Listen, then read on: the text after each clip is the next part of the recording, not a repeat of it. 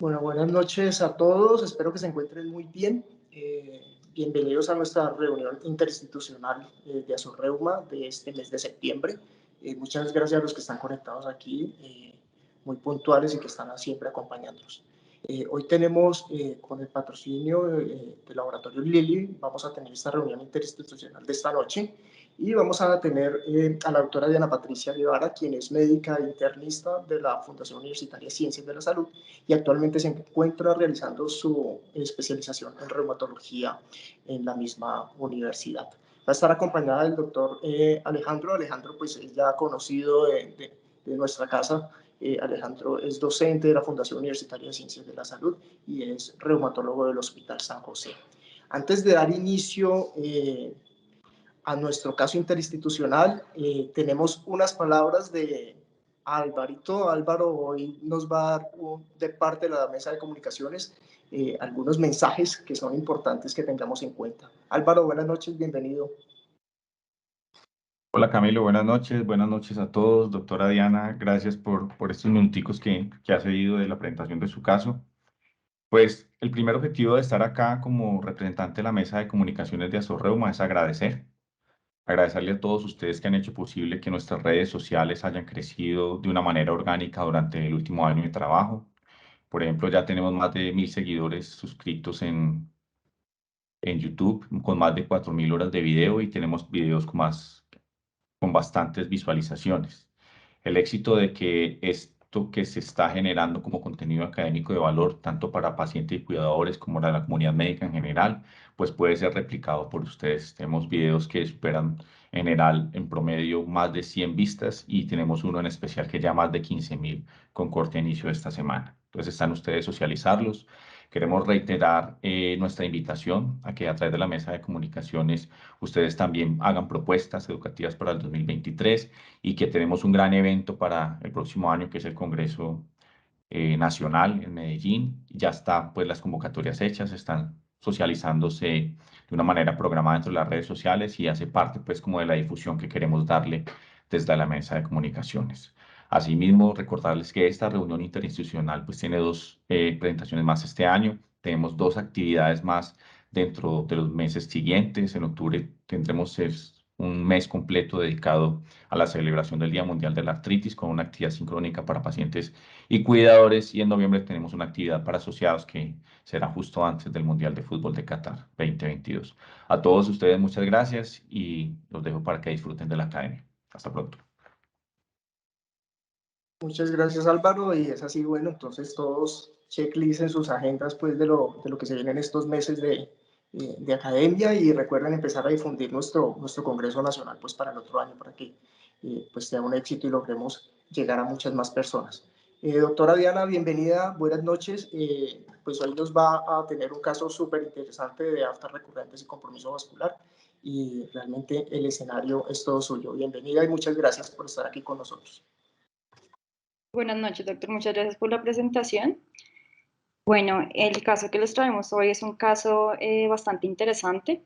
Este fue un paciente que tuvimos de sexo masculino, 38 años de edad, escolaridad primaria incompleta, él es campesino, agricultor de cebolla, proveniente de Aquitania, Boyacá.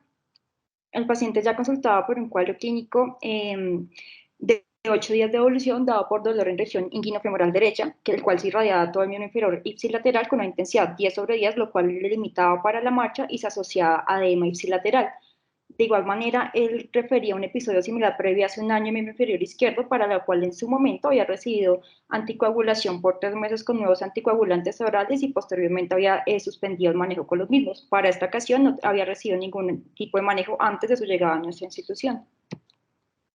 A la revisión por sistema nos llamaban varias cosas la atención, y dentro de estas estaba pues que él refería a un dolor articular inflamatorio tanto en metacarpofalángicas, codos y tobillos, asociado a una disminución de la agudeza visual bilateral con ojo rojo, el cual ya llevaba un año de evolución. Sumado a esto, presentaba aftas en mucosa oral y lesiones ulcerativas en pene de un año de evolución, y él le llamaba la atención que las aftas usualmente se hacía una presentación mensual de las mismas. De igual manera, refería a cefalea holocraniana sin ningún síntoma u otra manifestación asociada ya sea sensitiva motora, y dentro de los síntomas constitucionales solo era positiva la presencia de diaforesis nocturna. Dentro de los antecedentes del paciente teníamos el antecedente único de esa TBP en miembro inferior izquierdo no provocada, que había sido anticoagulada con nuevo anticoagulante oral. No tenía ni antecedentes farmacológicos, alérgicos ni quirúrgicos, y dentro de los toxicológicos tenía un IPA de 1.2. Su único antecedente hospitalario pues había sido en ese momento pues que tuvo ese evento trombótico, y dentro de sus antecedentes familiares estaba el antecedente materno de hipertensión arterial. Al examen físico, si bien el paciente había referido episodios de ojo rojo, en el momento de la valoración no lo tenía, pero sí llamaba la atención la presencia de una discoria en la pupila del ojo izquierdo. Sumado a esto, la agudeza visual de ambos ojos estaba comprometida de predominio en el ojo izquierdo. A nivel genitourinario, al momento de la valoración no se documentaron lesiones en pene, pero el paciente sí las refería. Y en cuanto a su compromiso articular, se documentaron 3 articulaciones dolorosas y 2 inflamadas, más que todo predominio de rodillos. En extremidades era evidente pues, la simetría de los miembros inferiores, más a expensas del miembro inferior derecho, sin cambios inflamatorios locales, y nos llamaba mucho la atención la presencia de un afta menor a 1 centímetro, con borde eritematoso, con su centro no necrótico a nivel del piso de la boca. Teniendo en cuenta esto, aquí debo mencionar, para este momento, pues no habíamos entrado todavía en la valoración del paciente, había ingresado pues por urgencias, inicialmente valorado por medicina interna, teniendo en cuenta los antecedentes del paciente y los hallazgos al examen físico. Ellos consideraron realizarle un Doppler de miembro inferior izquierdo por el antecedente que tenía, el cual mostró una TBP antigua de la vena femoral común y femoral profunda recanalizada en un 80%. Ya cuando se evaluó la extremidad inferior derecha, se documentó una TBP extensa de vena femoral común, vena femoral profunda, las venas gemelares y popliteas sin recanalización con extensión a la ilíaca externa.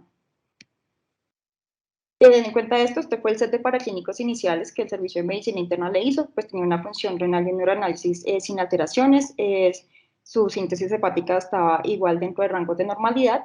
De igual manera, teniendo en cuenta ese hallazgo que tenía de aptas orales, se le realizó inicialmente un perfil carencial, el cual mostró un ácido fólico y vitamina B12 dentro de rangos de normalidad. Dentro del perfil metabólico llamaba la atención una hemoglobina glicosilada en rango de prediabetes que previamente no se conocía para el paciente. De igual manera, descartaron causas infecciosas con hepatitis B, hepatitis C, VIH y sífilis negativos. Si bien tenía serología para infección previa por citomegalovirus, no había hallazgos sugestivos de infección activa, y las serologías para toxoplasma también fueron negativas.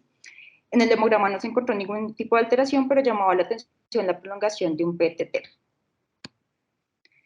De igual manera, inicialmente, teniendo en cuenta la afectación articular que tenía, el servicio tratante inicial consideró la realización de diversas radiografías osteomusculares. En este caso hizo radiografía de rodillas comparativas, los cuales tenían hallazgos sugestivos de derrame articular suprapatelar bilateral, con una radiografía de tórax sin alteraciones, y asimismo una radiografía de codo derecho normal.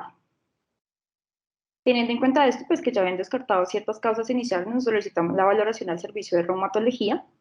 Y lo primero que hacemos es entrar a ese diagnóstico diferencial del síndrome aftoso recurrente. Si bien sabemos que es más frecuente en hombres, se sabe pues que en mujeres es mucho más frecuente en el periodo de premenopausia, y también pues durante el periodo menstrual.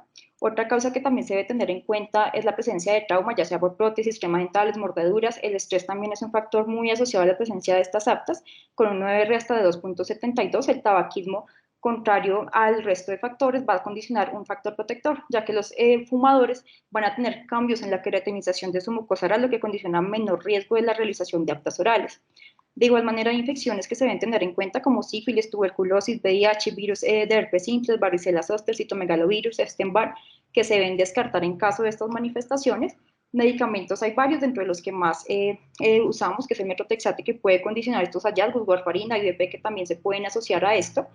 Y hay varias enfermedades reumatológicas que toca entrar a descartar, como lupus eritematoso sistémico, síndrome de Sjögren, granulomatosis con poliangeitis, enfermedad de Behçet, síndrome MAGIC, y dentro de los síndromes autoinflamatorios PFAPA, que también lo puede condicionar. Dentro de las enfermedades hematológicas no hay que dejar de lado que también los síndromes hiperuricemiofílicos y la neutropenia cíclica pueden condicionar la aparición del síndrome aftoso recurrente, y hay enfermedades cutáneas primarias que también pueden condicionar esto. Dentro de esas el líquen plano, dermatosis lineal IgA, el péndigo y eritema multiforme. Asimismo, esto también puede condicionarse dentro de enfermedades gastrointestinales inflamatorias como la colitis ulcerativa, enfermedad de Crohn, y también se asocia a enfermedad celíaca. Y ya por último, no hay que dejar de lado que las deficiencias nutricionales, más que todo de hierro, ácido fólico, vitamina B12, B6, B1, B2 y zinc, también pueden condicionar estos hallazgos. Teniendo en cuenta esto, pues fuimos descartando, no había antecedente de trauma en nuestro paciente, no había antecedente de estructuras de la revisión por sistemas, si bien tenía un IPA, pues era de 1.2. Infecciones fueron descartadas a su ingreso, el paciente no venía tomando ningún medicamento, el hemograma no nos sugería ninguna alteración hematológica, asimismo el examen físico no había ningún hallazgo que sugiriera alguna enfermedad cutánea, ni manifestaciones o síntomas que él refería a sugestivos de enfermedad gastrointestinal, y los déficits nutricionales fueron descartados, por lo que en este momento por el servicio de reumatología se consideró descartar una enfermedad reumatológica asociada.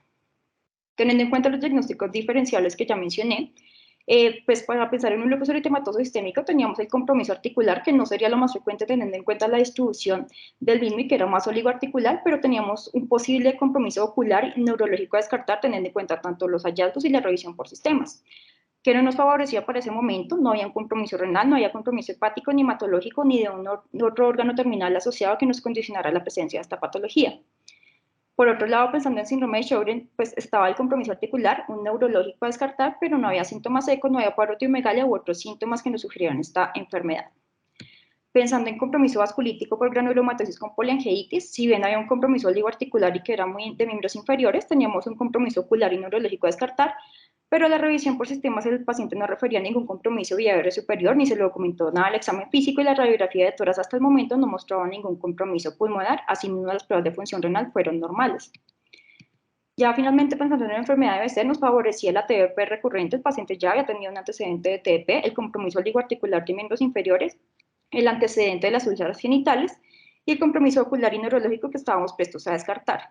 No nos favorecía la presencia de lesiones cutáneas, que si bien está dentro de los criterios clasificatorios, podemos llegar a cumplir los mismos con el resto de manifestaciones.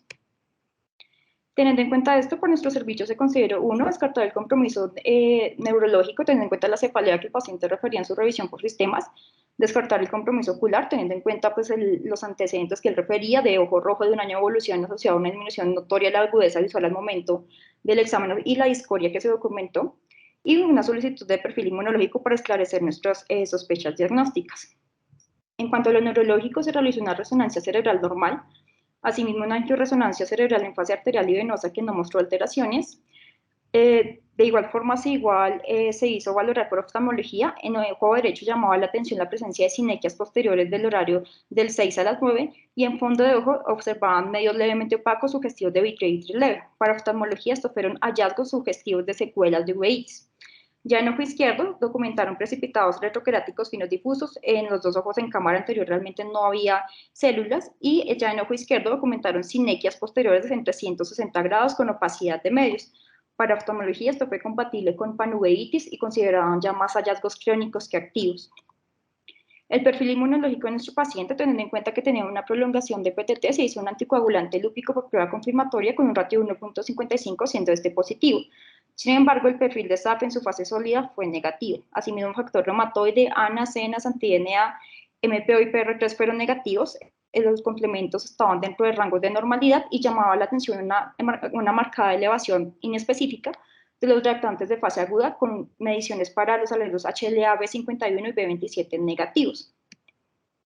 Ya teniendo en cuenta estos hallazgos y pues que para el momento lo que más nos llamaba la atención en nuestro paciente era el síndrome aftoso recurrente asociado a la oligoartritis que se había documentado, la panuveitis y con afectación ocular bilateral ya confirmada por oftalmología y la TBP recurrente, entramos a ver los diagnósticos que habíamos pensado inicialmente. Para el lupus eritematoso sistémico sumado a lo que ya habíamos descartado, ya pues se descartó el compromiso neurológico. Asimismo, en lupus no es lo más frecuente encontrar uveitis posterior ni anterior, lo más frecuente va a ser el compromiso a nivel de esclera y también a nivel de retina. Asimismo, pues como teníamos ANAS, ENAS y anti-DNA negativo, descartamos este diagnóstico una vez tuvimos estos exámenes. Ya pensando en síndrome de Sjögren, sumado pues que no teníamos los síntomas secos, no teníamos parotidomegalia, se había descartado un compromiso neurológico asociado y los ANAS y los ENAS eran negativos, consideramos que era poco probable que estuviéramos frente a esta patología.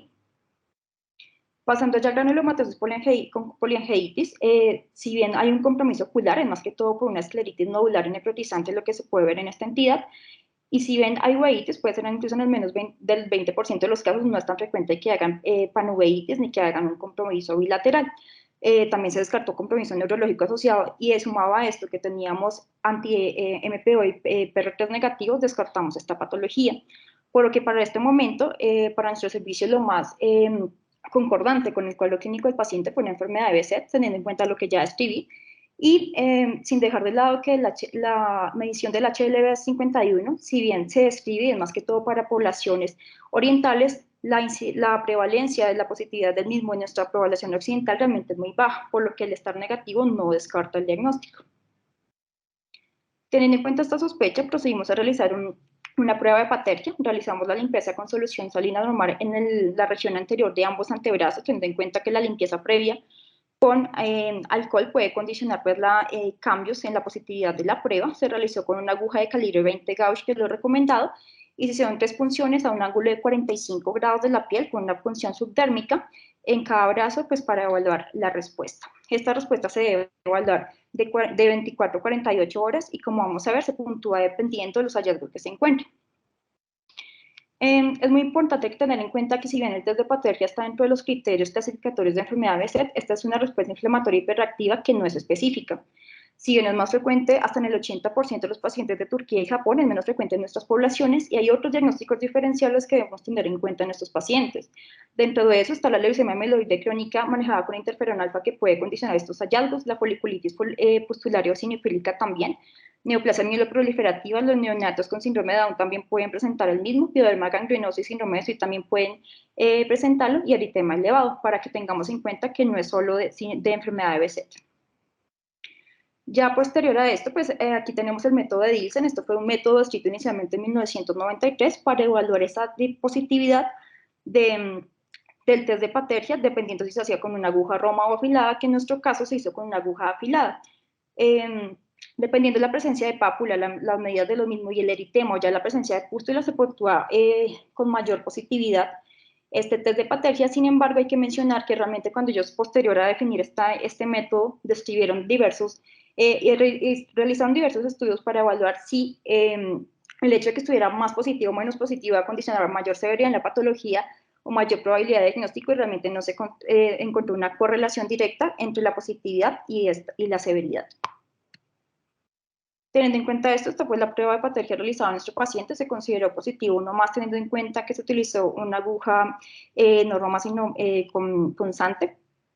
Y ya tenemos aquí los criterios internacionales de BSET, los cuales fueron descritos en 2014. Estos son los más usados. El diagnóstico se hace con un puntaje mayor a 4 puntos, teniendo una sensibilidad y especificidad del 97%. Para nuestro paciente tenemos que tenía la lesión ocular dada por esa documentación de panuveitis, la ptosis genital, que aquí debo aclarar que no es que se cumple el criterio solo si el médico lo objetiva, sino que si el paciente refiere la aparición de esas úlceras genitales y no hay otras causas que dependen, también puntúa para este criterio. De igual manera se documentó la ptosis oral, las manifestaciones vasculares y el test de patergia positivo, dando mayor de 4 puntos, por lo que consideramos que nuestro paciente cumplía con los criterios internacionales de BSET. Asimismo, pues hay otros criterios descritos en 2016, son los criterios japoneses. Se le ha criticado estos criterios más que todo que incluyen manifestaciones como las manifestaciones gastrointestinales, que en poblaciones occidentales son muy poco frecuentes. Si bien en poblaciones orientales pueden estar presentes hasta del 30 al 35%, en nuestras poblaciones pueden ser del 0 al 3%. Por eso no se le ha dado tanto peso a estos criterios. Estos criterios básicamente evalúan la presencia de pacientes completos cuando estos 4 síntomas mayores están completos, o pacientes incompletos cuando hay 3 de los mismos o hay 2 y se asocia a inflamación ocular típica. De igual manera, no hay que dejar de lado que si bien pues, todo el cuadro clínico de nuestro paciente era compatible con una enfermedad de BSET, el paciente tenía un antecedente de TBP recurrente y tenía un anticoagulante lúpico positivo, por lo que no podíamos descartar un síndrome de anticuerpos antifosfolípidos, sin dejar de lado que el paciente, pues ya cuando se le tomó esta prueba, estaba recibiendo heparinas de bajo peso molecular, por lo que consideramos pues, que se debía repetir el perfil de SAP igualmente en 12 semanas. Ya entrando en la patología de nuestro paciente, tenemos que la enfermedad BSET es una vasculitis de afectación multisistémica con compromiso de todos los tipos y tamaños de vasos sanguíneos. Sin embargo, va a haber un predominio de la afectación venosa, más que todo afectación trombótica, y la afectación arterial se va a caracterizar por pseudoaneurismas en arterias pulmonares. Las manifestaciones cardinales de esta enfermedad van a ser el síndrome aptoso recurrente, que va afectar tanto mucosa oral como genital, considerándose así una ptosis compleja, asociado al compromiso ocular dado por uveitis bilateral posterior o panuveitis. Esta patología, como lo mencioné, es más prevalente en el Oriente Medio y en los territorios incluidos en la ruta de la seda. Vamos a encontrar variaciones en las prevalencias, encontrando en Europa general desde 0,3 a 7,1 por 100.000 habitantes hasta de 370 a 420 por 100.000 habitantes en Turquía, como vemos aquí en el mapa. Es importante que esta patología usualmente inicia en la tercera década de la vida, se consideran como factores de mal pronóstico el inicio temprano antes de los 25 años y también su presencia en hombres, ya que en hombres se asocia a mayor compromiso ocular, vascular y neurológico, lo que les condiciona mayor riesgo de pérdida de órgano y mayor mortalidad. En las mujeres tiende a ser más frecuente en las regiones no endémicas, como es el caso de Colombia, y el ratio de mujer a hombre, como vamos a ver, pues varía dependiendo de la etnia y las manifestaciones predominantes. En Colombia, pues hay 3 estudios descriptivos. El que les presento acá es uno realizado en 2009, en el cual se describieron 20 casos. Había un predominio de 15 mujeres versus 5 hombres en estos pacientes evaluados. La edad promedio era de 42 años, un poco mayor a lo que se describió pues, para la población general. Y también pues, lo que nos llamaba la atención en este estudio es que el tiempo entre la primera y segunda manifestación alcanzaba a ser de 2,7 años, lo que condicionaba finalmente un retardo en el diagnóstico de 4,4 años, y por eso la importancia de conocer de esta patología, conocer sus múltiples manifestaciones para lograr un diagnóstico oportuno. Dentro de esta cohorte de pacientes se encontró que lo más frecuente era la presencia de úlceras orales, genitales, seguida del compromiso cutáneo, ocular y articular. Ya posteriormente el doctor Fernández, igual en 2020, se publicó este artículo en el que se estimó una prevalencia de 1,10 por 100.000 habitantes en nuestro país. Esto se hizo basado pues, en la revisión por el CIE-10 de la patología desde 2012 hasta 2016, documentando en total 523 casos. La mayoría de estos fueron documentados en Antioquia, seguidos de Bogotá con 125 casos. Hay un franco predominio de la afectación en mujeres por BZ en nuestro país, con un ratio de mujer a hombre de 2,2 a 1. Y se encontró mayor prevalencia en el grupo de 45 a 49 años. Ya entrando en la fisiopatología, inicialmente se consideraba que esta patología era más de compromiso autoinmune, sin embargo se han visto que tiene mucho más factores y componentes de compromiso autoinflamatorio. Como cualquier otra patología, pues es también de compromiso multifactorial, es decir, tenemos los factores genéticos, los factores ambientales que en un huésped previamente predispuesto condicionan la aparición de la patología. Si bien dentro de los factores genéticos lo que más se ha descrito es el HLA-B5101 con un OR de 5,9 por la presencia de la misma, se han descrito otros alelos asociados como el HLA-26, B15, B27 y B57, y alteraciones también de polimorfismo de nucleótido único, tanto en la interleuquina 2 y en el receptor de interleuquina 2 y interleuquina 23, también se han asociado a la presencia de esta patología. Por otro lado, entre los factores medioambientales, la infección que más se ha asociado a la presencia de esta enfermedad es la infección por Streptococcus sanguis, seguido de Mycobacterium tuberculosis, virus de herpes simple, E. coli y Staphylococcus aureus, que condicionan cambios en mimetismo molecular y que eso pues lleve a la presencia de la patología. De igual manera, se ha propuesto el papel de las proteínas de choque térmico, más que todo de la HSP65 que está presente en bacterias y la 60 que está presente en humanos, condicionando un mimetismo molecular y que esos linfocitos T autorreactivos que condicionen la producción de citoquinas y la autorreactividad pues, contra estos epítopes. Muy importante y similar a lo que se ha descrito en espondilitis anquilosante, también se describen cambios en la microbiota que han condicionado la aparición de esta patología y es dentro de lo que más está en auge en estudio en este momento. Ya una vez pues todos estos epítopes, ya sea tanto DAMPs como PAMPs, son reconocidos por células dendríticas para mediar su presentación entre los linfocitos T inicialmente NAIF-CD4, que se van a diferenciar predominantemente hacia un fenotipo TH1 y TH17. Estos linfocitos TH1 van a mediar esta secreción de interferón gamma y TNF-alfa, que como vamos a ver han sido de los targets farmacológicos que se han propuesto para esta patología y que finalmente lo que va a propender es una reacción vascular neutrófila, que es lo que caracteriza a esta entidad, que es lo que finalmente nos va a condicionar la lesión tisular, la disfunción endotelial y también la trombosis. Sumado al hecho que los linfocitos T reguladores también están disminuidos, y también se ha propuesto un papel directo de las células citotóxicas, tanto los linfocitos T gamma delta, las células natural killer y los linfocitos TSD8 positivos citotóxicos.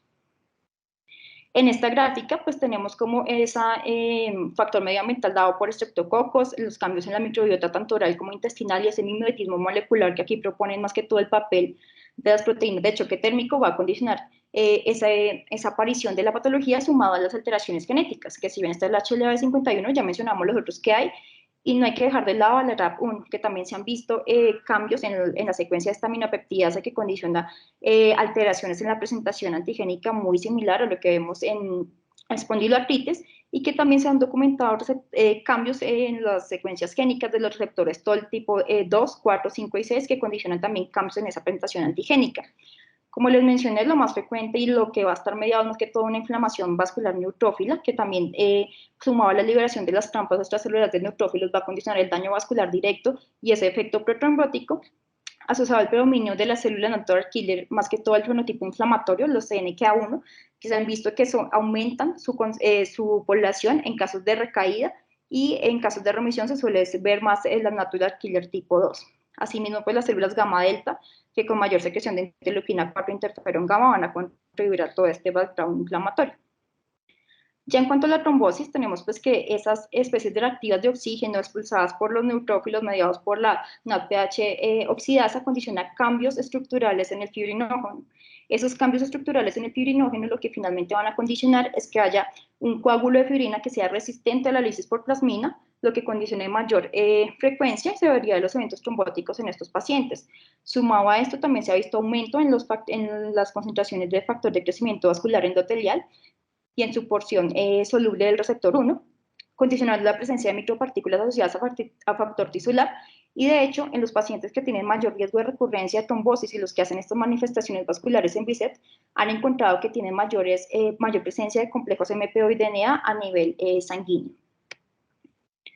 Ya continuando con nuestro paciente, pues teniendo en cuenta que estos pacientes, una de las principales causas de mortalidad es el sangrado masivo de hemoptisis asociadas a pseudoneurismas a nivel pulmonar y más si es un paciente que se piensa continuar con anticoagulación, se realizó un angiotype de tórax en fase arterial y venosa, el cual no mostró aneurismas a este nivel.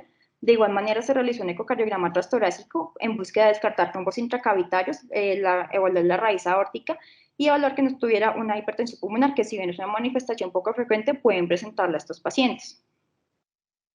Ya continuando con las manifestaciones clínicas de BICEP, tenemos pues que hay diversos fenotipos clínicos, inicialmente solo se habían descrito 4, ya posteriormente se describió el último, en los que pues dentro de estos clústeres vamos a identificar las manifestaciones clínicas principales de los pacientes con BICEP y asimismo vamos a terminar el tratamiento. El primer fenotipo es el fenotipo de compromiso de piel y mucosa, seguido de compromiso articular, compromiso vascular, compromiso ocular y compromiso neurológico. Incluso proponen la existencia de otro fenotipo que es el gastrointestinal. Sin embargo, como les mencioné, no es tan frecuente en poblaciones occidentales, por lo que no ha sido tan difusa esa inclusión de ese último fenotipo. En cuanto al compromiso mucocutáneo, tenemos que lo más frecuente son las úlceras orales. Sin embargo, hasta en el 20% de los casos al momento del diagnóstico pueden estar ausentes, para tenerlo en cuenta. La mayoría de las aftas en cavidad oral van a ser menores, es decir, menor a 1 centímetro, hasta en el 80% de los casos, y su localización usual va a ser en labios, lengua, encías y carrillos. Asimismo, las úlceras genitales es más frecuente que en hombres estén presentes en escroto y en región inguinal, y en mujeres en labios mayores y en región femoroinguinal. Sumado a esto, no hay que dejar de lado pues, que también pueden tener lesiones papulopustulosas acneiformes, eritema nodoso, la reacción de Pateria, que es variable según la población, y tromboflebitis superficial. En cuanto al compromiso articular, pueden presentarlo hasta en el 50% de los casos. Usualmente es una artritis no erosiva mono o oligoarticular, que lo más frecuente es la afectación de rodillas, tobillos, y en caso de que afecte pequeñas articulaciones, que no es lo más usual, lo más característico es que afecte las interfalángicas proximales. Usualmente va a tener un curso recurrente, no deformante, si bien es raro, pueden presentar compromiso axial y de hecho la presencia de estas lesiones papulopustulares acneiformes van a condicionar mayor frecuencia de enterosopatía en estos pacientes. En cuanto a las manifestaciones vasculares, pueden estar presentes hasta en el 30% de los pacientes, es más frecuente en hombres jóvenes, y la recurrencia es bastante alta, desde el 35 hasta el 45% de los mismos. Lo más frecuente en cuanto a la afectación venosa es que se encuentren en vena femoral superficial, seguido de vena femoral común y vena ilíaca externa, y el predominio de la afectación venosa temprana va a ser TP de miembros inferiores con tromboflebitis superficial, y ya en fases más tardías se suele ver afectación de vena cava inferior, superior y suprahepáticas. Teniendo en cuenta pues ya la afectación arterial, lo más común si bien es la presencia de esos pseudoaneurismas en arterias pulmonares condicionando la mortalidad asociada, también un tercio de los pacientes pueden hacer trombosis a este nivel sin condicionar la presencia de pseudoaneurismas. Y también es muy importante saber que también pueden hacer aneurismas extrapulmonares de desarrollo tardío, usualmente en aorta abdominal, y que usualmente asociado a la inmunosupresión suelen requerir manejo quirúrgico. En cuanto al compromiso ocular, tenemos la uveitis no granulomatosa posterior o panuveitis, usualmente es bilateral en el 80% de los casos y unilateral en el 20% de los casos, usualmente es recurrente. Del 10 al 15% de los pacientes se pueden presentar con una uveitis anterior aislada, condicionando la presencia de hipopión en casos severos, siendo este compromiso igual más severo y frecuente en hombres. De igual manera pueden presentarse con una afectación vascular retiniana, neuritis óptica, periferitis retiniana y desprendimiento exudativo de retina. Y ya dentro del espectro neuro-BSET, como sabemos, pues no es tan frecuente, llega hasta el 10% de los casos, pero usualmente para describir el compromiso a nivel del sistema nervioso central se divide tanto en parenquimatoso como en parenquimatoso. El parenquimatoso va a ser el más frecuente, que lo más usual es que afecte tanto ganglios basales y el mesodiéncefalo, y ya en médula espinal el segmento más afectado es la región cervicotorácica, seguido de lumbosacro. Ya en el compromiso no parenquimatoso pueden presentar tanto aneurismas, disecciones o estenosis a nivel arterial, y a nivel venoso es frecuente la trombosis de senos venosos. Incluso a veces pueden presentarse con hipertensión endocraniana sin que se documente finalmente este compromiso trombótico asociado. Ya en el sistema nervioso periférico, si bien no es lo más frecuente, pueden cursar con neuropatía, miopatía y trastornos de la unión neuromuscular, que es importante tener en cuenta. Las manifestaciones cardíacas, lo que más se busca y porque condiciona cambios en el tratamiento de la presencia de trombos intracardíacos, más que todo en cavidades derechas. Sin embargo, también hay que tener en cuenta que pueden presentarse con pericarditis, derrame pericárdico, miocarditis y aneurismas de las arterias coronarias, por lo que pueden cursar con síndrome coronario agudo asociado.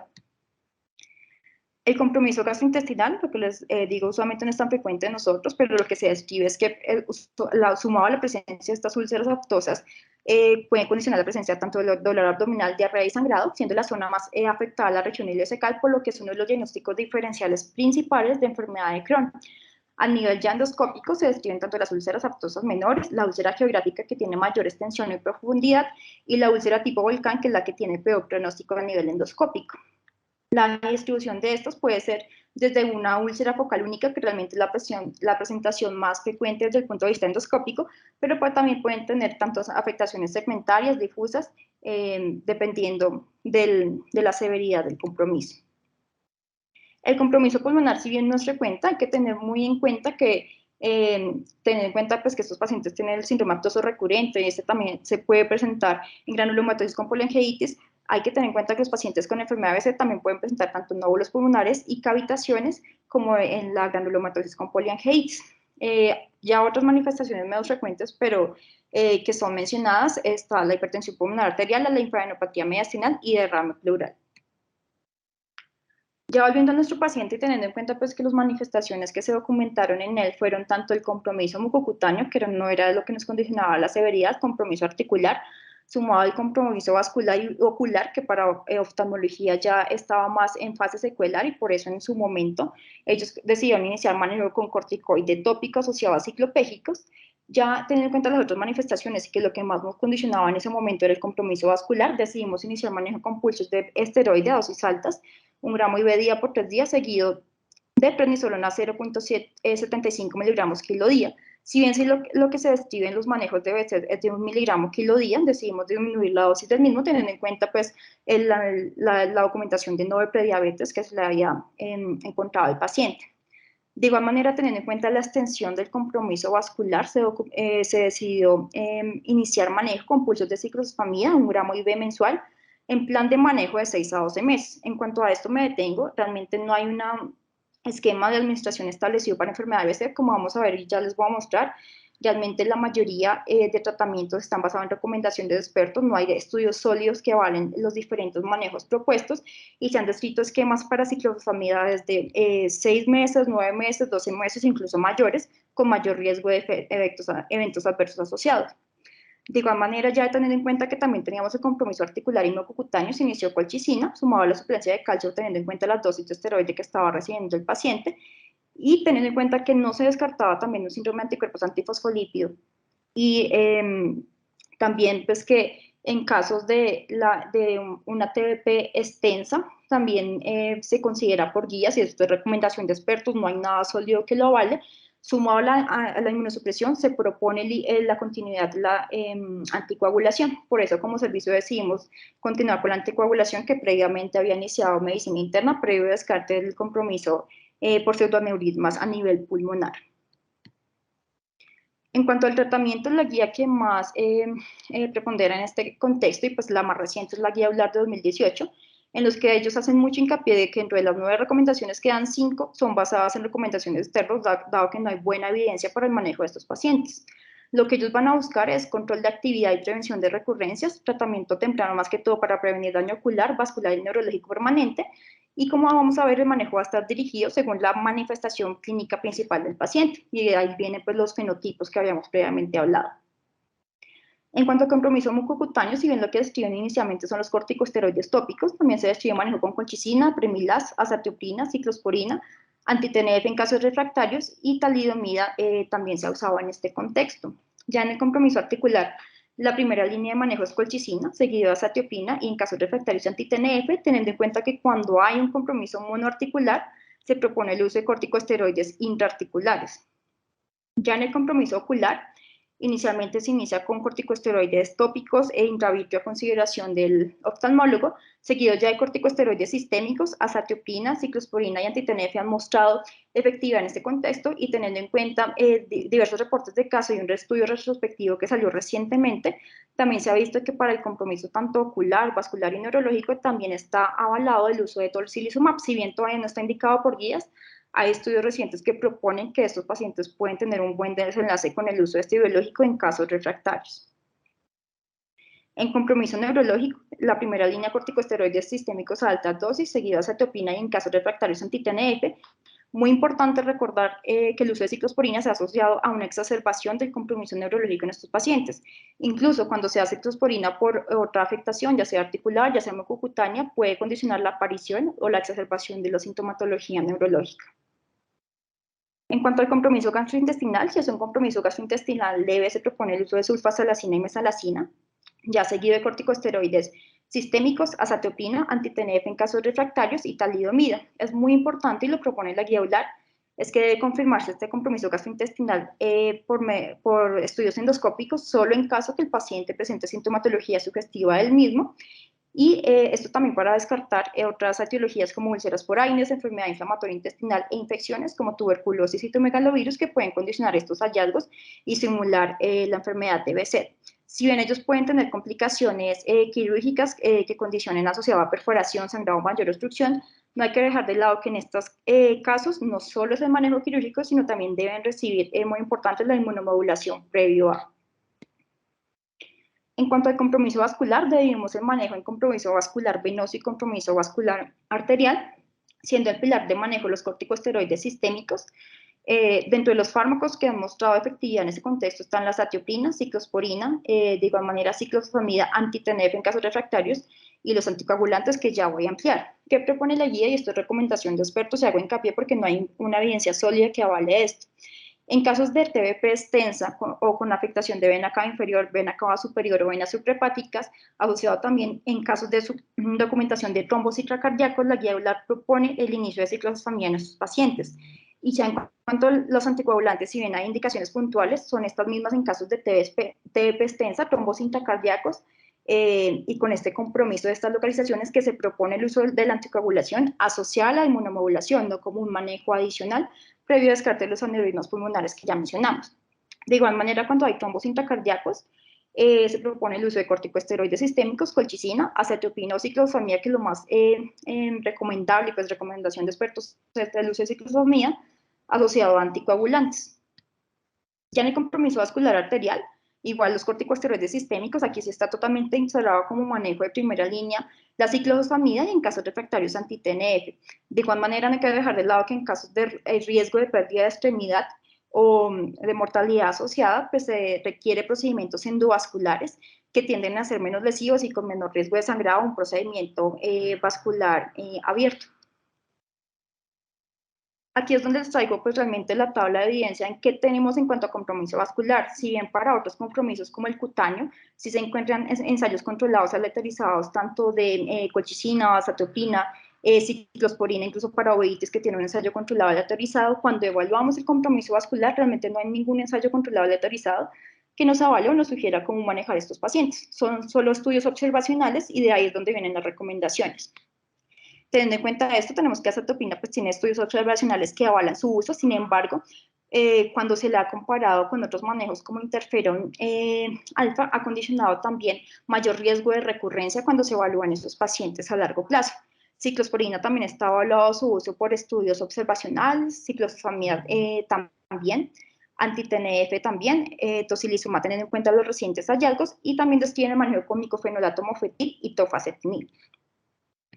De igual manera, se han descrito varios ensayos, o esto es uno de los que se regeneró en 2008, en los que evaluaron si había cambio o no en realizar la terapia inmunosupresora versus anticoagulación o dar los dos en caso de trombosis asociada a enfermedad de BC. Y lo que se encontró es que realmente no hay diferencia en cuanto a la recurrencia del compromiso trombótico en dar el manejo por separado o darlos combinados.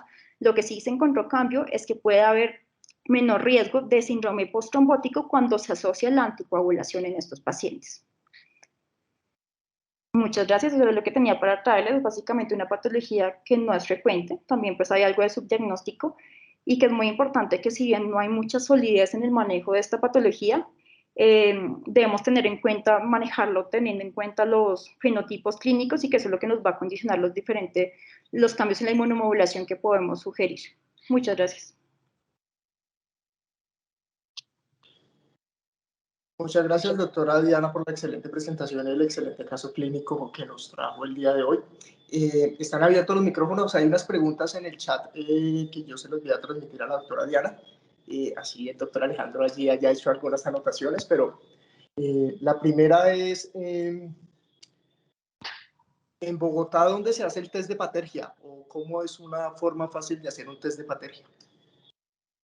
No conozco centros que lo hagan. En ese momento, pues básicamente en compañía del Servicio de Dermatología del Hospital San José, leímos previamente la técnica, pues porque siendo sinceros no es algo que realicemos frecuentemente y teniendo en cuenta pues nos fuimos a los artículos iniciales y lo realizamos tal cual pues como se describió inicialmente, pues como lo mencioné en su momento, teniendo en cuenta el ángulo de penetración, que debe ser de 3 a 5 milímetros de ingreso de la aguja, no limpiar con alcohol, pero realmente que yo conozca centros donde se realice el test de Patergia, desconozco.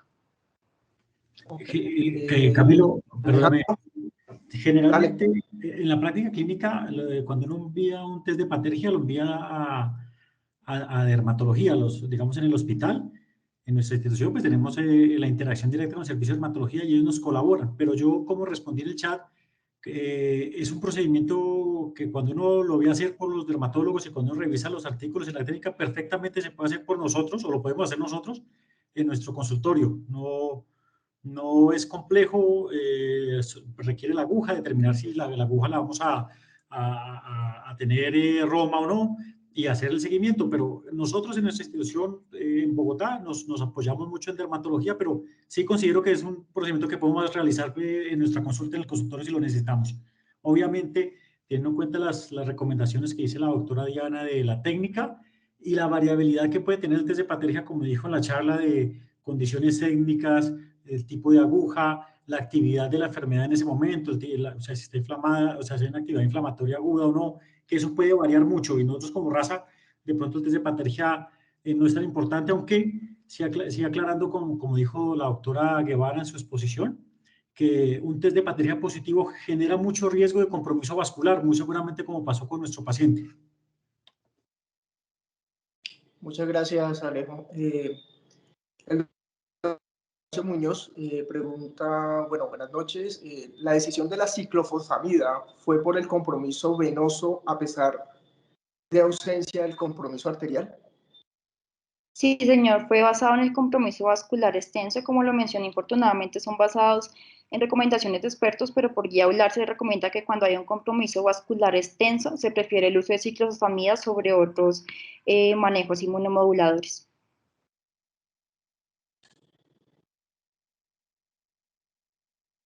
Recuerde que pueden solicitar la palabra o abrir sus micrófonos. Tenemos al doctor Andrés Lagos, invitado. Bien, el doctor Andrés puede abrir su micrófono y participar. Doctor Camilo, muy buenas noches, gracias. Muy buenas noches a todos. Doctora Diana, impecable presentación, excelente. Tengo una pregunta. De acuerdo al seguimiento del paciente, ¿cómo ha sido la evolución en las consultas posteriores del paciente? Gracias. Bueno, en cuanto a esto, infortunadamente el paciente por la EPS que tiene no volvió a nuestra consulta. Lo que hicimos fue hacerle una consulta pues por cuenta del servicio. En esa pues lo que vencíamos infortunadamente es que por más de que se le aplicó la primera dosis de ciclofosfamida intrahospitalario, a los 2 meses que se le hizo la consulta, no se le había aplicado todavía la siguiente dosis de ciclofosfamida por problemas administrativos. Ya cuando le hicimos el seguimiento ya le habían aplicado la segunda dosis. Y lo que propusimos en ese momento es que si se verificaba posteriormente que realmente no le daban continuidad al manejo con ciclofosfamida por el requerimiento de sala de infusión y teniendo en cuenta pues, el riesgo que tenía este paciente, más que todo por el compromiso vascular, y en miras a que de pronto se lo pudieran entregar un poco más fácil, propondríamos el manejo con la azatiopina, que pues en este caso nos incidiría tanto en la parte vascular, también en el compromiso articular y mucocutáneo, que para el momento de la valoración todavía persistía pues con estas afectaciones. Gracias, doctora. Perfecto. Gracias. Muchas gracias, Diana. ¿Por qué hay más casos diagnosticados en Medellín que en Bogotá? Bueno, no, hasta allá, si no sé, pues también eso también depende mucho pues de lo que estemos entrenados y en el reconocimiento de la patología, pero la verdad desconozco, me corcha si hay alguna alteración genética puntual en esta población. Aquí tenemos los reumatólogos de Medellín. Ellos, si les interesa o quieren participar y ayudarnos como a elucidar esto. Yo sí creo que, y antes del aporte del grupo de Medellín, si se encuentra, o el grupo de Bogotá, creo que este caso que muchos hemos tenido contacto en la consulta con enfermedad aftosa, ¿sí? Y muchos hemos tenido contacto en la consulta con enfermedad aftosa, incluso con componente cutáneo o con componente articular, pero pocas veces con complicaciones severas en ojo, trombóticas, o los mismos aneurismas, como desarrolla la literatura, como en este caso. Pero yo creo que este es un caso donde el desarrollo de una buena historia clínica es básico, ¿sí? Y la interacción de las manifestaciones clínicas. Y esto no solo va para el reumatólogo, porque muchas veces los médicos que se enfrentan a estos episodios de trombosis terminan siendo a veces nuestros compañeros pues nosotros cometemos errores los reumatólogos y no asociamos, pero también no nos llegan los pacientes y es básico que tengamos una buena historia clínica y tengamos que asociar la evidencia de estas aftas o un buen interrogatorio con las manifestaciones clínicas o cuando tengamos una enfermedad aftosa, el tamizaje de estos pacientes.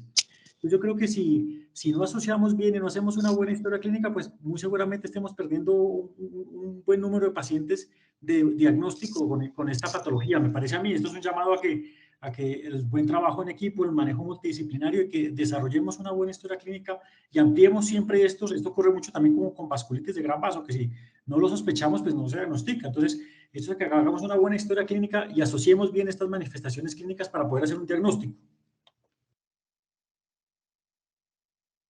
Muchas gracias, Alejandro. Hay otra pregunta, el doctor Lacides. Buenas noches, gracias por tu presentación. Uso del leflunomida en BZ. Bueno, en cuanto al leflunomide, no hay ensayos clínicos aleatorizados en lo que busqué en cuanto a las manifestaciones en los clústeres de la enfermedad, pero sí se han descrito reportes de casos que han mostrado efectividad en este contexto. Lo han evaluado tanto pues, en compromiso articular, mucocutáneo también, pero ensayos clínicos aleatorizados al respecto realmente no documenté. Muchas gracias, Diana. Doctora Gloria Vázquez, buenas noches, bienvenida. Hola, buenas noches, ¿cómo están? Como para dar una respuesta así como fácil para la pregunta de por qué hay diferencias entre Medellín y Bogotá, yo creo que más bien eso es un sesgo de reporte. O sea, en Medellín se propusieron a reportar los casos y tienen los reportes y en Bogotá no lo han hecho, pero creo que no sea una cosa de genética o algo, sino más bien un sesgo de reporte. pero sí recuerdo mucho en uno de los cursos en Cali, un reporte muy bonito del hospital militar de un soldado que consultó por hemoptisis y lo que tenía era unos aneurismas pulmonares que se habían drenado y entonces estaba con hemoptisis y tenía historia de úlceras orales recurrentes. Entonces yo creo que casos hay en todo el país. Lo que falta es, como dice el doctor Alejandro, es ser sensibles a que estos casos existen y reportarlos, porque creo que es más bien un sesgo de reporte. Y ya que aprendí cámara y micrófono, lo que quería preguntar es cómo evolucionó lo del ojo, porque dices que el ojo, entonces los oftalmólogos decidieron que eran secuelas y no se le hizo nada, ya había perdido la visión, ¿o qué? Porque le da a uno un poco de miedo como con la recurrencia. Mil gracias. Sí, señora. Gracias por la pregunta. Si bien, pues para ese momento solo se le indicó el manejo tópico, teniendo en cuenta, pues, realmente nos quedamos más por los hallazgos que ellos decían que eran más de cambios tónicos. Sin embargo, sí cabe mencionar que, pues, para el momento de la valoración del paciente, cuando le hicimos seguimiento por nuestra cuenta, en cuanto a la agudeza visual, él subjetivamente pues, refería que había mejorado. También pues cuando se le hizo pues, la tabla, también se documentó una mejoría en la agudeza visual, pero en cuanto al seguimiento directo del examen oftalmológico realmente no lo tenemos desafortunadamente. Como comento eso, pues por cuestiones administrativas, el paciente no había tenido ningún control ni con medicina general, medicina interna, oftalmología, reumatología menos, y tampoco le habían administrado sus medicamentos cuando le dimos esa valoración por nuestra cuenta, por lo que un seguimiento óptimo de esa parte oftalmológica realmente no la tenemos, fue lo que pudimos hacer en la consulta. Muchas gracias, Diana. Doctor John Londoño. De igual manera, buenas noches. Sí, dale. No, lo que iba a mencionar ahí es que también pues en cuanto al compromiso ocular, también pues lo que llamaba la atención es que el paciente ya venía con un año de evolución de estos síntomas tanto de ojo rojo y disminución de su agudeza visual, que no sabemos puntualmente en qué momento debutó y que de hecho pues uno de los ojos ya tenía puros cambios tónicos, que es también lo que nos limitaba en cuanto a eso. Ok, mil gracias. Gracias y felicitaciones por el Listo. caso, muy interesante y muy bien presentado. Doctor John Londoño, buenas noches, bienvenido.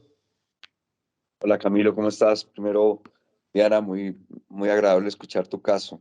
Felicitaciones a ti y al grupo de docentes que te respaldan. Hay una cosa bien interesante que ya lo dijo Gloria, y yo creo que es el subdiagnóstico. Y hace poco la doctora Magali y Diana Padilla publicaron una serie muy pequeña de casos del Hospital Militar, pero lo curioso era que eran personas que no tenían un diagnóstico claro. Las 4 personas eran mujeres en edad media de la vida con unos promedio de evolución de síntomas que estaba alrededor de los 7 años. Y es muy fácil, el título del artículo que publican en la revista colombiana es como el reto diagnóstico del BSET. Y es muy fácil si tú tienes una persona, mujer en edad media, que tiene compromiso articular, compromiso de piel y aftas, pues dejarla como un lupus-like o tener la tentación de pensar en lupus por ese complejo mucocutáneo articular, si me permites. Y lo curioso es que estas pacientes que ellas evaluaron tenían un tiempo de evolución prolongado con ese diagnóstico de fibromialgia, de lupus-like, pero no se había puesto en detalle a mirar la evolución. Y lo que dijo Alejandro es la clínica, la historia clínica. Nadie había como de manera juiciosa interrogado a los pacientes y había unido esa sintomatología durante tanto tiempo de evolución. Y eso es lo que creo que hace el difícil diagnóstico, porque se cree que el BSET no es frecuente en nuestra población. Creo que ahí está el punto. Para la mayoría de los médicos, inclusive para nosotros como reumatólogos, luego por el grupo del militar, creíamos que no era frecuente porque tenemos pacientes esporádicos, pero creo que nos vemos en la obligación de replantear nuestro pensamiento y e ir un poco más allá y quitarnos el estigma de que es B51, o sea, que si no es B51 o B5, no tiene BC, tú lo dijiste muy claramente, es más frecuente no encontrar el B51 en nuestra población que encontrarlo. Entonces es como irse quitando eso. Y lo otro es que uno dice, no, pues es una enfermedad por allá de la ruta de la seda, como del Medio Oriente, y dice la revisión que hace Magali y Diana, dice, oiga, pero es que toda esa población del Medio Oriente estuvieron 800 años en España. Entonces, de algo también tenemos como esa combinación genética que nos predispone. Entonces, el reto para nosotros mismos es pensar en esta enfermedad, la tenemos, y creo que habrá muchos pacientes por ahí, como dijo Alejandro, subdiagnosticados con un complejo de compromiso mucocutáneo articular que de pronto no le hemos puesto el diagnóstico definitivo. Entonces, no, muy agradable tu presentación, especialmente el caso para dejar ese mensaje en todos nosotros que pensemos en el BSET, que no es tan raro como nosotros creemos por la falta de diagnóstico que hasta ahora hemos vivido. Muchas gracias y felicitaciones. Gracias, doctor. Muchas gracias, doctor John Londoño. Adriana Vanegas, buenas noches, bienvenida. Creo que me dejaste la mano, pero la tenía levantada.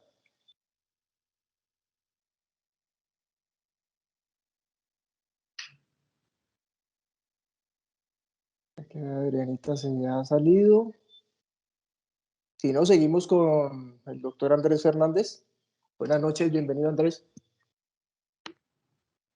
Buenas noches, muchas gracias por la presentación de interesante caso. Yo tengo una lectura un poquito diferente a la que tiene Gloria y tiene John sobre la presentación del BSET. Yo tuve la oportunidad de trabajar más de 10 años en Medellín y paralelamente he trabajado más de 15 años en Medellín y trabajé también algunos años paralelamente en Bogotá. Y obviamente no podemos olvidar que la población antioqueña es de un origen completamente, pues diferente, no, de una mayor porcentaje de origen europeo que la población cundiboyacense. Eso sería un tema o un punto a tener en cuenta. Y pues eso de alguna manera tiene que influir. Y segundo, yo creo que estamos en los dos extremos. Puede que haya también un sobreregistro de pacientes que tienen enfermedad aftosa recurrente y se diagnostican como BC. Y lo digo porque seguí durante años pacientes que tenían diagnóstico de BC en la ciudad de Medellín y jamás tuvieron una sola manifestación más allá de las aftas que alguna vez tuvieron, sin compromiso articular, sin compromiso vascular, sin compromiso oftálmico, pero tenían el diagnóstico de enfermedad de BC. Inclusive tengo un par de casos que fueron documentados con úlceras genitales que después de biopsia, estudios de ampliación, el diagnóstico correcto era un herpes genital 2 recurrente. Entonces yo creo que nos enfrentamos a los dos aspectos. Yo sí pienso que puede haber algo de subregistro de pronto en las regiones centrales de nuestro país, pero también creo que puede haber algo de sobreregistro o de sobrediagnóstico de aptosis oral recurrente como enfermedades. Muchas gracias. Muchas gracias Andrés. Primero le dar la palabra a Adrianita, que creo que se salió, y luego seguimos con el doctor Juan Bello. Listo, Sí, Adriana, no, buenas noches. perdón, es que, hola, buenas noches, es que tuve un problema con el dispositivo, pero ya. Yo creo que los sesgos de registro van en doble vía, como dice Andrés, que tenemos que hacer un estudio pues como juicioso cuando nos vemos ante un paciente con aptosis recurrente, porque como vimos y Diana pues lo presentó, hay que hacerles muchos estudios, o sea, primero tienen que descartarse cosas antes de empezar a pensar que es un Behçet. Es verdad que, pues, en mi consulta, por ejemplo, sigo pacientes que no han hecho más manifestaciones graves y solo las úlceras, y algunos son de 51 positivos, otros no. Tengo también una paciente gravísima por las úlceras que le afectan la calidad de vida terrible y supremamente refractarias. Pero yo creo que es un problema el registro y esa manera en que estamos viendo fraccionada la medicina, como mencionaba alguien ahora, en todo, pues no solo para el Behçet, sino en todo. O sea, el médico que es en cuidado primario que debería integrar yo creo que pues tiene pocos recursos y poco tiempo con los pacientes y buscas más apagar incendios que realmente enfocar los pacientes. Siento que a veces cuando van a los internistas pasa lo mismo. Entonces es muy difícil que no fraccionemos si los mandan, que entonces por un lado va para el gastroenterólogo, por el otro va para el otro lado, por acá va para el dermatólogo, y que muchas veces los pacientes no dicen como, yo no traje como los papeles, las historias de los otros doctores, pues porque es que esos exámenes no me los mandó usted, no eran de los huesos, o yo no traje tales exámenes porque, pues, no, eso no era del dermatólogo. Entonces a veces también como que ellos mismos pierden como el ver su enfermedad o su situación como un todo, sino que se fragmentan y no accedemos a las historias de los demás colegas porque el paciente no los lleva o porque nosotros no preguntamos. Entonces, de todas formas, creo que con todas las vasculitis sistémicas en general probablemente nos pase algo similar y más cuando no son tan ruidosas. ¿Cuántos granulomatosis con poliangitis se quedan en el otorrino sin terminar de llegar si no hay algo más allá sistémico o más ruidoso? Es volver a retomar lo que siempre decimos, la historia clínica y un examen físico completos y el seguimiento, porque eso es lo único que hoy puede ser una cosa, ponemos en el CIE-10 el diagnóstico de Behçet, impresión diagnóstica o lo que sea, nunca se cambian los registros y nunca se cambia el CIE-10 de ese paciente y en el seguimiento no sabemos qué pasa. Entonces, creo que es una realidad en todo el país. Muchas gracias, Adriana. Doctor Juan Manuel, buenas noches, bienvenido. Buenas noches, felicitaciones por la presentación. Yo creo que sumando a lo que han hablado las personas que me antecedieron, pues es un problema que tiene sesgos por hospitales de referencia donde tenemos más oportunidad de registrar este tipo de casos, pero también teniendo en cuenta lo que se mencionó, las ancestrías, también que hay que estudiarlas desde los principales protagonistas en los que se trajo este marcador de susceptibilidad, que cuando llegaron los españoles, ellos habían sido antecedidos por una invasión durante las cruzadas. Posteriormente, en el siglo XIX, o sea, finales del siglo XIX, principios del XX, una nueva migración de muchas personas con ancestría de la Franja de la Seda, incluyendo ciudadanos palestinos que ingresaron acá por temas de la Primera y Segunda Guerra Mundial, cuando se terminó el Imperio Turco Otomano. Entonces, teniendo en cuenta dónde se asentaron esos pueblos, pues podemos tener mayor o menor presentación de los casos.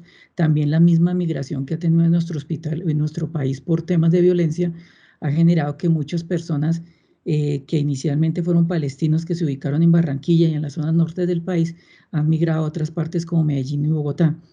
Entonces, también puede ser un tema de déficit de registros de acuerdo por zonas, pero también, teniendo en cuenta todo lo que mencioné, es pensar más en la enfermedad. Lo dijo muy bien el doctor Londoño. Si no pensamos en esto, si no los clasificamos como enfermedades no diferenciales de tejido conectivo, es posible que se nos pierda el diagnóstico de Behçet. Entonces, tener en cuenta todas esas variables. Primero, pensarlo, y segundo, que no es un problema solo de salud pública en Turquía o en Marruecos, sino también acá por las distintas migraciones que tenemos de habitantes con el riesgo de estas ancestrías, ¿no? Muchas gracias y felicitaciones. Gracias, doctor. Pues considero que todos los aportes han sido muy valiosos y es verdad, el subdiagnóstico es lo más importante. Y lo que decía la doctora Liana, que de pronto llega con ciertas manifestaciones que inicialmente pueden no ser el síndrome aftoso recurrente y que le llega a otros especialistas y que si no nos basamos o no le damos la relevancia a esas otras manifestaciones que puede tener teniendo en cuenta los fenotipos que hablé, pues se nos van a pasar muchos pacientes. Muy bien, Diana. Hay una pregunta a la doctora Laura Gallego. ¿Existe alguna preferencia dentro de las opciones de anticoagulación y por cuánto tiempo es aconsejado? Realmente no hay preferencia. Inicialmente pues se iniciaron con antagonistas de la vitamina K, también se ha hablado con heparinas de bajo peso molecular y con anticoagulantes orales. Esto teniendo en cuenta pues en los casos en que por opinión de expertos se propone el inicio de las mismas. Realmente los estudios han mostrado que la recurrencia es muy similar En cuanto a nuevos anticoagulantes orales, tenemos que la recurrencia de base de la patología es del 35-45%, se encontró del 38% en un estudio retrospectivo utilizando anticoagulantes orales, que realmente fue muy similar a lo que se tenía con otra anticoagulación, como tanto antagonistas de vitamina K y heparinas de bajo peso molecular, por lo que realmente no hay una recomendación cuando se considere usarla en que se prefiera uno o los otros. En cuanto a la duración, realmente solo se ha estipulado un tiempo cuando se asocia a trombosis de senos venosos, que aquí también es bastante debatido el uso de anticoagulación, que se propone de 3 a 6 meses. Ya en otros contextos y en compromiso más que todo de miembros inferiores, lo que se propone es realización de Doppler y seguimiento, porque se ha visto que el grado de recurrencia llega a ser mucho mayor cuando no hay una adecuada recanalización o hay una aparición de nueva trombosis, o por el contrario, la trombosis que ya está aumenta en su extensión. Eso condicionaría pues el tiempo de anticoagulación también. Muchas gracias, Diana. Yo te quería preguntar, siempre en las reuniones interinstitucionales habemos varios reumatólogos pediatras. ¿Hay algunos datos de BESET en pediatría aquí en Colombia? No, la verdad no encontré. Lo que encontré, pero por literatura escrita de otros países, es que tiende a ser de menor severidad y solamente tienen menor compromiso orgánico terminal. Es decir, lo que se ha comentado por poblaciones, pero no colombianas, sino poblaciones de otros países, es que es más el compromiso cutáneo y articular, pero no tanto ese compromiso severo ocular, vascular, como si se ve en adultos, pero no tengo datos en Colombia. Vale. Con respecto a las ancestrías, pues nosotros en reumatología pediátrica pues estamos expuestos a ver pacientes con aftas recurrentes. Creo que es una de las cosas que vemos todas las semanas con mucha frecuencia asociados a cuadros febriles y todo, que entran dentro del espectro de las enfermedades autoinflamatorias, como está catalogada también la enfermedad de BESET cuando uno revisa las enfermedades autoinflamatorias. Para nosotros siempre va a ser importante descartar un BESET en pediatría, pues cuando tenemos pacientes con muchas manifestaciones sistémicas. Si bien dentro de mis colegas creo que también han tenido BESET, o sea, yo he tenido en mi vida 2 BESET no más, y han sido de compromisos severos de trombosis. De hecho, uno de ellos, que era un adolescente, se diagnosticó, fue más por el cuadro de cefalea, y a raíz del cuadro de cefalea se le hace una resonancia y se encuentra la trombosis que tenía en el sistema nervioso central, y de ahí ya empezamos a hacer la evaluación de Patergi y las úlceras orales y genitales que tiene el paciente. Se tenía un cuadro clásico de ese del paciente. Y también era HLA B51 negativo. O sea, es un paciente de aquí colombiano con papás, abuelos, todo colombianos. O sea, no tiene ninguna ascendencia pues, de la ruta de la seda o del Mediterráneo ni nada por el estilo. Aquí veo en el chat muchas felicitaciones, Diana. Pues excelente tema, muchas gracias, excelente revisión. Si hay alguien que quiera intervenir, el doctor Carlos Horacio Muñoz, buenas noches, bienvenido. Buenas noches.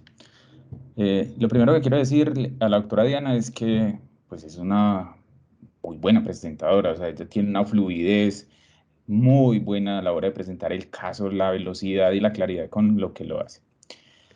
Cuando preguntaba sobre la intensidad del tratamiento inmunosupresor que eligieron para la manifestación venosa, pensaba que la manifestación ocular, aunque no estaba activa, también había, digamos que hecho parte de esos argumentos para decidir utilizar una inmunosupresión más intensa. Si bien es cierto que en ese momento no tenía gran actividad, pues ha tenido una uveitis muy intensa que le ha dejado secuelas importantes, y finalmente esos 5 primeros años del Behçet, digamos, es donde hacen más manifestaciones, porque la decisión tan clara para uno elegir ciclofosfamida en compromiso venoso, como muy bien lo mencionaba la doctora, pues no está tan evidente, tan clara como esa decisión.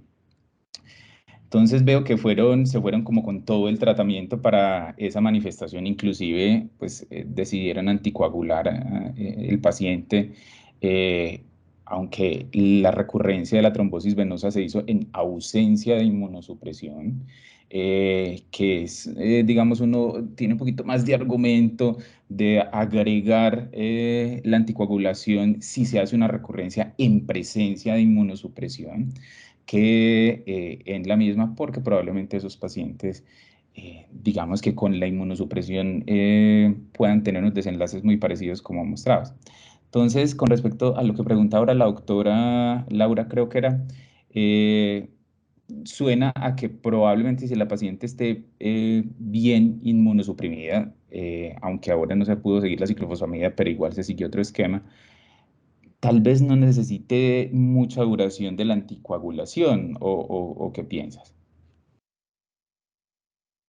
Pues estamos de acuerdo igual. De hecho, esa fue una discusión académica que se tuvo en el servicio cuando evaluamos las diferentes manifestaciones del paciente, porque pues otra alternativa al día, teniendo en cuenta el compromiso ocular vascular y los demás compromisos, también no había sido el anti-TNF, que nos limitaba la aprobación de estos medicamentos para esta indicación en Colombia, que nada más con ciclofosfamida fue difícil que le garantizaran ese manejo, que hubiera sido más difícil con un manejo biológico, pero que esto también nos hubiera también podido garantizar un buen manejo y que también hubiera tenido un cubrimiento de esa particular que por más de que era secuela, si no era claro el inicio del mismo, también nos hubiera colaborado en este dominio. En cuanto a la duración de la anticoagulación, lo que había mencionado es que, claro, el paciente recurrió, pero no estaba con ningún manejo inmunosupresor, que es lo indicado en estos casos. Es probable que si, a pesar de que no tenía ningún manejo inmunosupresor, sí recurrió, pero la TBP que ya tenía previamente estaba recanalizada en un 80%, es probable que ya con un manejo inmunosupresor pues no haga más recurrencias y que probablemente se logre una recanalización adecuada de los mismos, que ahí es cuando se propone la suspensión de la anticoagulación previa valoración con Doppler.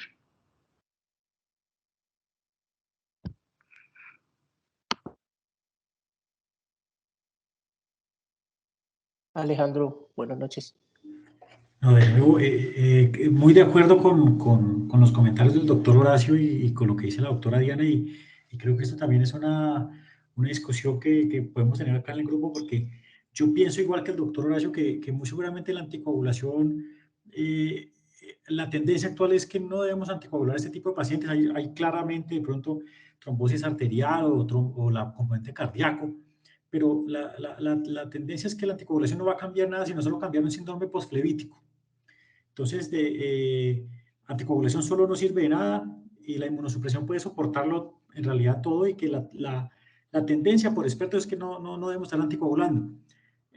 Si hay un inconveniente, y eso es lo que vemos en la práctica clínica, que el paciente nos llega a la consulta ya anticoagulado y sin inmunosupresión, que ese es lo que uno ve en la práctica clínica cuando ve estos pacientes, porque el enfoque es el miedo a no anticoagular, pero como vemos en la fisiopatogenia que dice la doctora Diana, pues perfectamente con la inmunosupresión creo que es suficiente. Ciertas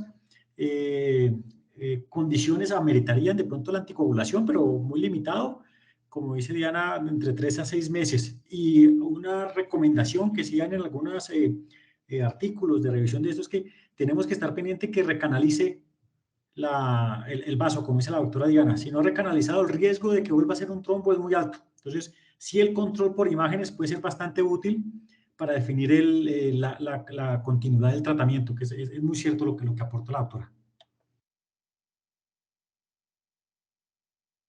Muchas gracias, Alejandro. La doctora Ruth Erazo, buenas noches, Ruth, bienvenida. ¿Me escuchan? Buenas noches para todos. Qué pena, Camilo, es que venía en el carro, entonces ahora estaba con muy mala señal y por eso cuando preguntaste no pude intervenir. Realmente, pues el concepto que yo tengo, hay una cohorte que es de un estudio italiano muy bonito que salió publicado en 2021, en el que hacen un seguimiento largo de pacientes pediátricos con BSED, es un seguimiento como a 25 años, y lo comparan con adultos. Realmente es la cohorte más grande que yo conozco y son algo así como 65 niños versus 300 algo adultos. Y realmente en ese estudio no demuestran que haya una diferencia importante respecto a las manifestaciones clínicas ni a la afección de órgano. Sí describen que el HLA-B51 es menos frecuente en niños, entonces de pronto es un elemento pues que nos dificulta un poco, pero y en niños pues igual las aftas, la pseudofoliculitis son las manifestaciones más frecuentes, y en afección de ojo, pues de órgano, perdón, pues la afección ocular, como de los órganos más comprometidos. Pero como digo, no hubo una diferencia pues estadísticamente significativa.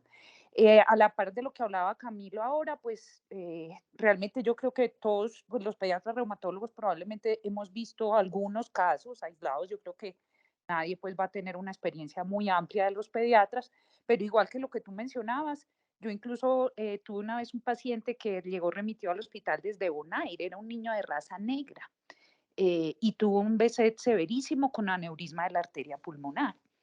Con una trombosis extensísima que iba hasta casi que toda la cava, hasta casi la aurícula derecha, pues llegó incluso remitido al hospital en helicóptero, pues porque venía todo trombosado. Entonces, y tenía las aptas recurrentes, la fiebre, todo, pues fue de hecho fácil el diagnóstico cuando nos llamaron, ¿cierto? Entonces, realmente yo creo que el espectro clínico probablemente es muy similar. Pero sí muy importante lo que tú dices, Camilo, el diagnóstico diferencial con aftas recurrentes, pues probablemente es más frecuente para nosotros. Y importante, de pronto ahorita que la doctora mencionó lo de la neutropenia cíclica, que lo mencionó como diagnóstico diferencial, la neutropenia cíclica es una inmunodeficiencia que es autosómica dominante, es muy rara y usualmente se manifiesta en niños pequeños, ¿no es cierto? Entonces, de pronto es más pertinente para los pediatras ese diagnóstico diferencial que para los adultos. Muchas Muchas gracias, gracias Ruth. y felicitaciones por el caso, muy bonito. Muchas gracias, doctora. Gracias, doctora. Bueno, es el momento. Si alguien tiene alguna intervención, alguna pregunta, ya estamos aquí revisando el chat y ahí felicitaciones por todo, Diana. Excelente presentación, excelente tema, muy bien presentado. Y no veo más manitos levantadas en este momento. Alejandro o Diana, ¿quieren hacer alguna última intervención? Y si no, para despedirnos. No, yo sí quiero pues de nuevo agradecer a Sorreuma por estos espacios, agradecer a la doctora Diana por su revisión y la idea nosotros como grupo de reumatología del hospital era pues muchos ya creo conocen, o sea, sé que conocen, pero para algunos recordar, para otros como nos tocó a nosotros conocer esta enfermedad, conocer la amplia variabilidad, la gran gama de manifestaciones clínicas y sensibilizar sobre asociar las manifestaciones clínicas para poder dar un diagnóstico, pensar sobre este tipo de vasculitis y reconocer que desafortunadamente no se conoce mucho todavía bien de la fisiopatogenia, si es una enfermedad autoinmune, si es autoinflamatoria, si pertenece al espectro de estas enfermedades inflamatorias intestinales o espondiloartritis. Hay cosas que son muy vagas y que en el tratamiento no conocemos, ¿sí? Pero sí sensibilizar como médicos de que tenemos que reconocerla, tenemos que buscarla y que hay que hacer el tamizaje de manifestaciones pulmonares, de manifestaciones cardíacas, interrogar la parte gastrointestinal, interrogar la parte ocular, que yo creo que este es el mensaje que queríamos con la revisión que hizo la doctora Diana de la patología y pues agradecerle a ella y a Sorreuma.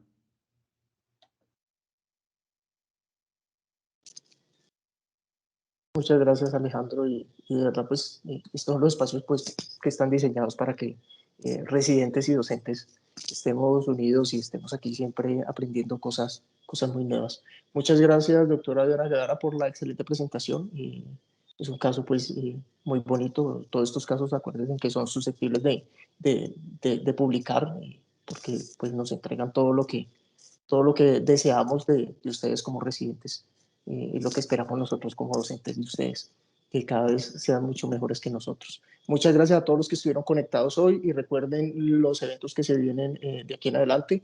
Se los estaremos recordando en las redes sociales. Recuerden seguir a Sorreuma en Instagram, seguirnos en YouTube, seguirnos en Facebook, seguirnos en todas las redes sociales. Y recuerden que estamos allí para trabajar y crecer juntos. Muchas gracias y que pasen buenas noches, doctora Diana. Muchas gracias por estar aquí, Alejandro, y todos los que estuvieron conectados. Muchas gracias a todos. Gracias, buenas noches.